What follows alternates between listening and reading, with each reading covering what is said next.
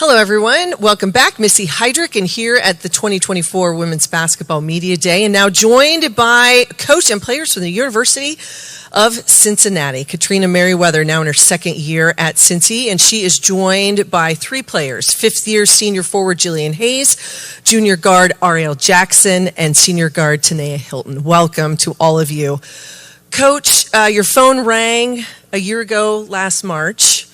You returned to your alma mater as the head coach. As you look back at sort of this whirlwind of year one, as I'm sure it was, what did you take from the season and what the Big 12 and the gauntlet that it really is and what it's all about? I think there were a few things. Being back in Cincinnati is incredibly special, and it was amazing to see the investment that was happening into the athletics and then also into our women's basketball program. So to come in with facilities being new and locker rooms being new, it was really apparent that it was important that women's basketball was going to be successful, and that made me feel really good. When we got into Big 12 play, I think we realized very quickly how talented players were, how great coaches are, and how many teams were going to be in the top 25. And so what we did was we started to celebrate small victories. And I thought that we did a really great job rebounding the ball, but there are obviously some areas that we had to improve on. And I thought that we did a good job being where our feet are and taking small steps forward. And I feel like we're going to do that again this year. That's not an easy thing to do, no doubt about it. But one of the things I think we talked about a year ago is that in a position like you were in, you have to almost recruit the kids that were there and see what that looks like. And recruiting is changing now for all of you on a daily basis. But how important is it going into year two to have veterans like this and people back that you can blend with new faces from the portal and freshmen? I think the mix that you're referring to is essential. You have to have the people who have the experience of the travel of the Big 12, what it looks like to be in those arenas where there's so many fans, so there's not as much shock value. I think in the locker room they probably can prepare each other far better than I ever could because it's their experience. So I'm really proud that we have the group back that we do. Recruiting has changed significantly, but our staff is just always going to say we want people who want to be Bearcats. And so the people that we have are the ones that we know are invested. And that's what's important when we bring in new ones, because then that culture just extends out to them as well. What has struck you about this group as practice has officially begun, and what have you liked from them on the floor? My favorite thing is we take better care of the ball. that to me was, our Achilles heel last year. And there were a lot of reasons for it. Like most teams, we had some injuries. And I think that just playing people out of position had a lot to do with it. But the addition of Tiana has made this team look just that much better. It allows Ari to be in her natural position. It makes Jill be able to receive the ball and not be worried about passing and catching. And so now she can go back to being the great finisher that she is around the rim. So I think that that's my favorite thing. But the next thing would just be their tenacity defensively. We're going to be better in that area too, which is always really important to us. I've got a couple questions here for the ladies. Fifth-year senior forward Jillian Hayes, an all Big 12 honorable mention selection a year ago, top scorer for this Bearcat squad the last 3 seasons. You had another great year last year, and then you make the decision to come back. What went into that for you, and why was it important to return for this 5th year? I think it was really important to return. I feel like I had unfinished business. Trina and her staff are incredible, and I just always say there's no other place I'd wanted to be. Cincinnati's home to me, the community and all of that. And I just think we have something really special that we're building, and I wanted to be a part of that. Ariel Jackson, 23 starts last season. What was your focus in the off season after you've had this first year, the taste of the Big 12? What did you say, this is what I got to be better at, this is what I have to improve on? Now with Tiana here, I can move back to my true position. So just trying to be more aggressive with the ball. And I've been working on my defense, trying to be in the right spaces for my team and things like that. Well, Tiana, it seems like a lot of people are very happy that you are here at Cincinnati, not only on and off the floor, a transfer to the Bearcats from Texas A&M. it's a lot of new things when you make that move, and it's on the floor, off the floor. You have spring, summer. But what has it been like for you in terms of getting going in practice, and how have you approached it from a day-to-day basis?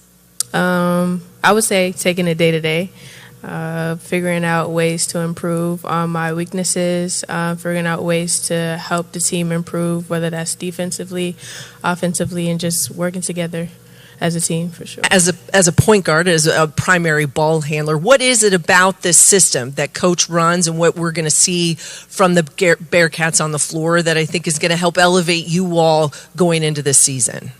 I would say allowing everybody to play their true selves. So that's tying into Ariel, being able to go back to her old self and playing the way she plays, allowing me to facilitate for the team, allowing Jillian to finish around the rim. So I think it just ties into everyone playing their role. All right, to all of our media members out there, if any of you have a question, please raise your hand. I think we have Cynthia will do right here in the front. There you go. Hi, Cindy Brunson, NBC Sports and University of Arizona basketball. Coach Merriweather, for you, not many folks look like you when you go into a room at the conference meetings. What does it mean to you to be a black woman in this space as a leader, as a mentor, and who inspired you to become a head coach? I think that the inspiration starts, my father was a coach, and he'll say it was his father that got him into it as well. And coaching for us is really just teaching and being impactful to young people. But you can't talk about being a black female in coaching without talking about C. Vivian Stringer. And I grew up in Indiana where the Big Ten tournament was in Indianapolis. And so my dad would get us tickets, and I would watch Iowa play. And then she would have Tiffany Gooden and Angela Hamlin and all these people who were from Indiana. And as much as I should have been watching them, which I did, I was watching her. And I think that she was such an inspiration in that space. And as you've mentioned, I think all of us can't wait until there's a lot of diversity in every space.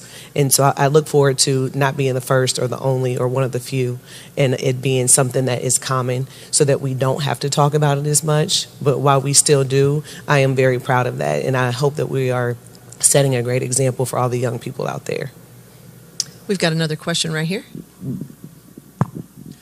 Coach Matthew Poston's Heartland College Sports. You've got 3 of your top 4 scorers returning this year, plus you have Tanea now.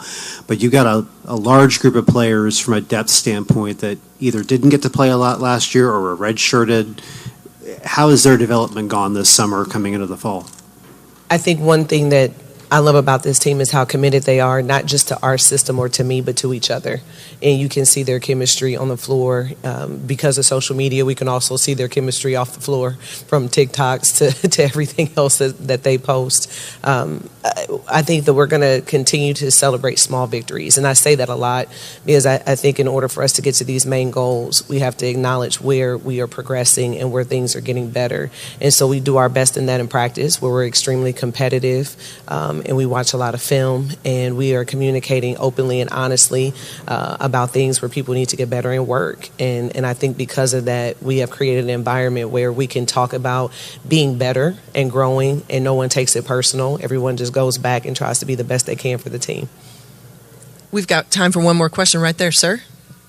Coach, Keegan Nicholson with Bearcat Journal. Your first year was in 2016 with Wright State. You're a head coaching veteran. But what did year one in a power conference like the Big 12 teach you and challenge you, and things that you might have to change or adjust about your coaching style? Well, thank you for saying that. I don't feel like a vet in the Big 12. There's so many coaches that have been doing it for 10 and 20 years, and I'm going into year 9. But thank you anyway. I think that what you have to do is it's a chess game out there. You know, and I think a lot of the time when you have really talented players like we did at Wright State, you walk in and you know you have a great chance of winning the game. And I feel like we walk into the Big 12 and every game is a 50-50 game. It can go either way. So our preparation, I think, is different. And I think how we approach scouting is different. And it's not to say that we didn't have talented players and coaches in previous leagues. It's just saturated, and it's every night. And there is no day off where you can skip and prepare for the next person. You better be locked in on who you got next, because the only game that matters is the one right in front of you. Well, she mentions small victories, but I think there's going to be some big ones on the horizon for the Cincinnati group. Coach, players, thank you so much for being here this morning.